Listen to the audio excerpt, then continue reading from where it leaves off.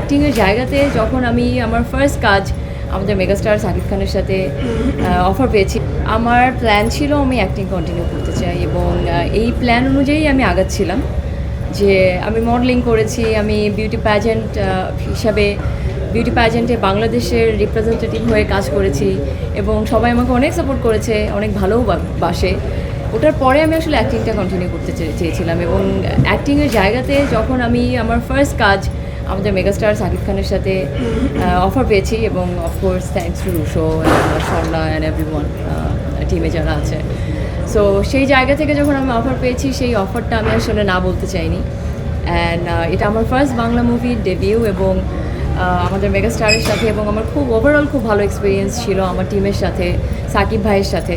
উনি তো সেটের মধ্যে যেমন ক্যামেরাতে ওনাকে কিন্তু মানুষ একটা লাইক ব্যাড বয় হিসাবে চেনে, অনেকে বলে ব্যাড বয়, অনেকে বলে গুড বয়, যে মনে করে যে মেবি উনি অনেক জিনিস নিয়ে মেবি সাপোর্ট করবে না বা এটা না। এবং আমি যেটা মনে করেছিলাম যে উনি এত বড় একজন স্টার, উনি কি আমাকে সাপোর্ট করবে ওনার সঙ্গে যখন আমি সেটে দাঁড়াবো।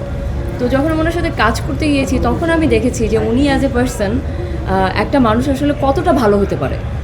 এবং উনি কিন্তু রিহার্সাল করেছে, উনি আমাকে বলেছে এটা এভাবে না এভাবে করো, যেটা রুশো বলছিল যে সব কিছু ডিসকাস করে নিয়েছে। তো ওই জায়গা থেকে আমি আসলে ওনার সাথে কাজের এক্সপিরিয়েন্সের জায়গা থেকে বলবো যে I had a great experience with him. আচ্ছা, আপনি আপনার